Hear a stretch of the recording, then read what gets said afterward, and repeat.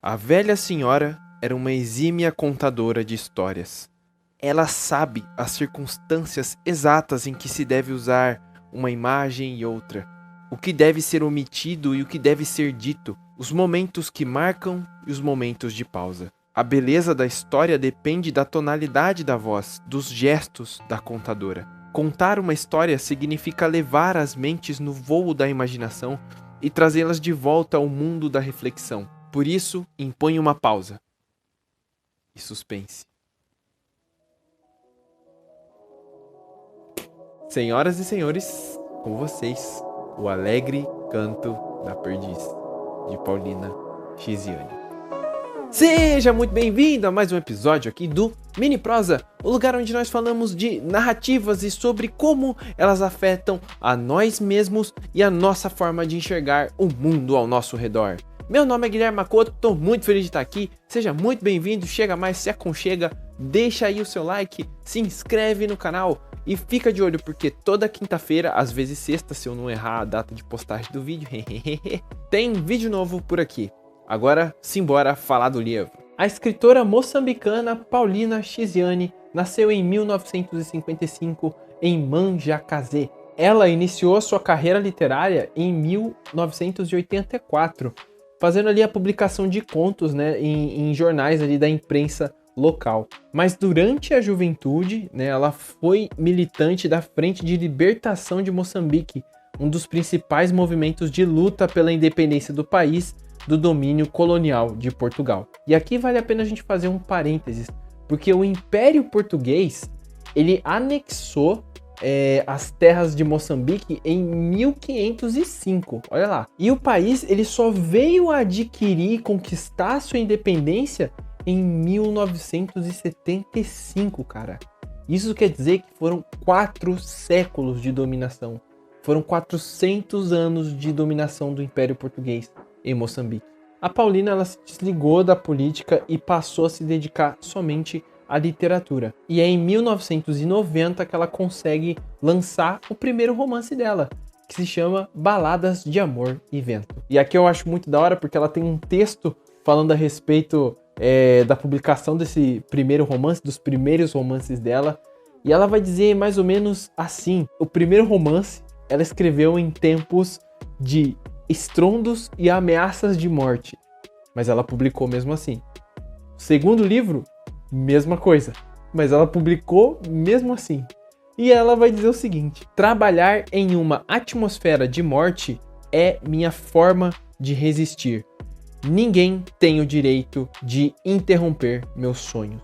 Oh, motherfucker! Uma curiosidade bacana é que ela é considerada a primeira romancista a publicar um livro em Moçambique. Então a gente já consegue ter noção da estrutura que ela teve que enfrentar, né? Quando a gente fala de estrutura, não é nem eu que estou falando, porque ela mesma diz nos livros e nas entrevistas que não foi fácil. Ela teve que passar por muita coisa, né? Já havia um preconceito por ser mulher naquele contexto. Então você imagine que somente em 1990 uma escritora conseguir publicar um livro ali é realmente uma vitória, sabe? Uma frase dela que ressoa muito nisso também é que ela diz que ela não faz literatura, ela não escreve, ela faz guerra. Pelo que eu pude pesquisar, a guerra que ela trava aqui, ela vem travando desde o começo, né? Os livros dela falam muito dessa relação do patriarcado, essa relação injusta em que o homem tem esse local de poder, né? E a mulher, ela é delegada para um local de submissão,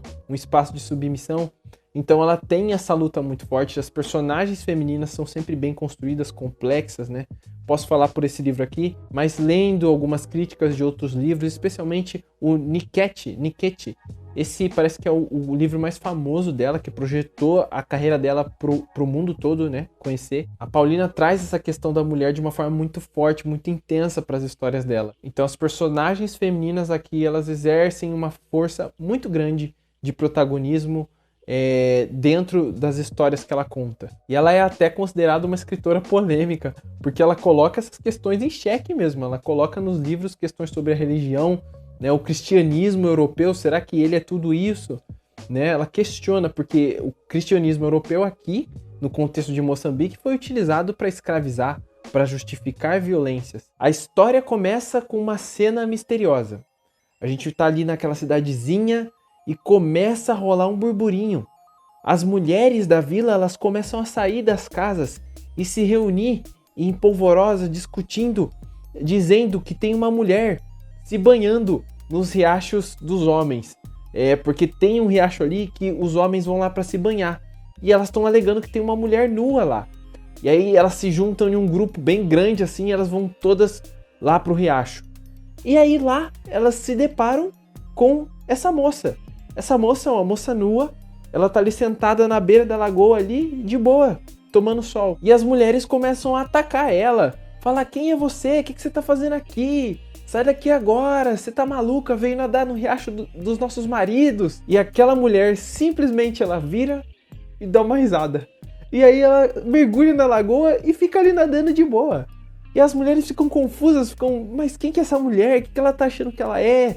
Quem ela pensa que é? Por que ela tá fazendo isso? De onde é que será que ela veio? E é aí que a narrativa ela corta, ela vai contar a história de uma outra mulher, de uma mulher chamada Delfina.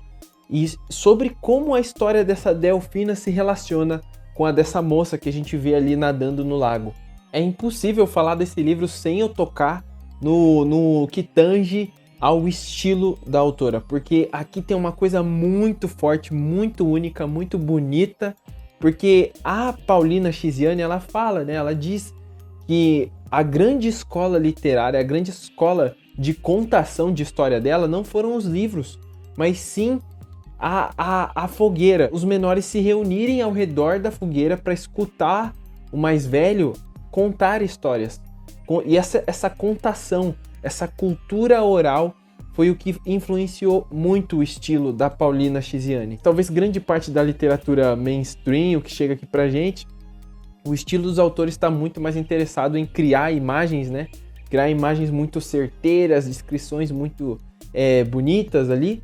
Só que a Chiziane ela vai para um lado mais abstrato e você consumir a história dela tem que abrir um pouquinho a cabeça, tem que expandir um pouquinho e realmente sentir ou mesmo se envolver com a história pensando nela como se alguém estivesse contando mesmo assim. Pra mim ajudou muito quando eu entendi isso e ganhou um outro brilho, cara. Ganhou uma outra pegada. Tanto que a história, o livro ele é permeado de contos assim, ele é permeado de contos fantásticos. Às vezes a história para e ela vai focar por um breve momento em alguma história de como surgiu aquele povo, de como surgiu os homens e as mulheres, porque isso também é um pano de fundo muito forte dentro desse livro. Essa coisa do patriarcado, essa coisa da dominância masculina é muito discutida ao longo do livro também. Então a Paulina ela põe em xeque até mesmo essa narrativa de que os homens são mais poderosos, de que os homens, de que a mulher, né, ela saiu da costela de um homem, ela põe em xeque isso daí, trazendo as histórias ancestrais ali do povo dela, tá ligado? As histórias das origens, dizendo que as mulheres tinham um reino avançado, ora dizendo que as mulheres eram as rainhas do mundo e o homem veio depois. Então é muito legal de ver como que ela consegue articular tudo isso dentro dessa história que envolve temas tão grandes, né? E isso foi uma grande revolução interna pra mim também. Eu comecei a encarar a história tirando um pouco dos meus preconceitos, tirando as minhas concepções aqui, para mim poder dar margem ao que ela estava tentando dizer, sabe? Como ela estava tentando dizer. Vou falar aqui mais da Delfina, né?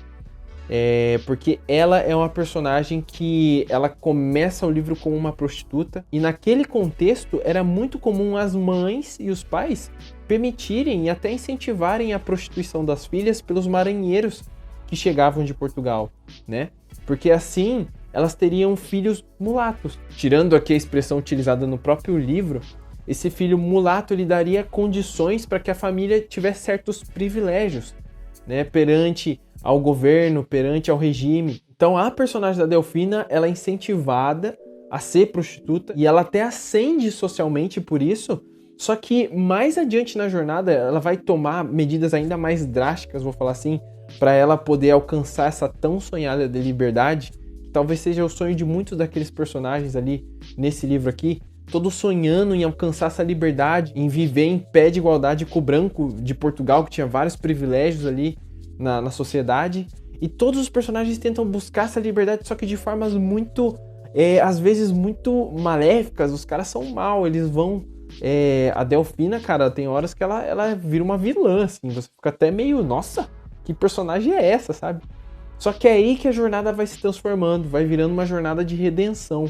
No final é que acontece essa tal dessa grande redenção aí. E o grande triunfo aqui desse livro, eu acho que realmente foi como a Paulina, além de contar a história de uma forma muito bonita, ela conseguir evocar esse senso de sobrevivência, esse senso de luta, em que essa estrutura social racista, ela consegue ali, cara, penetrar nas camadas mais profundas da cultura do povo moçambicano, sabe? Conseguiu chegar nas raízes das anciãs, nas raízes, mas como essa luta estava sendo travada ali no seio das mães, sabe?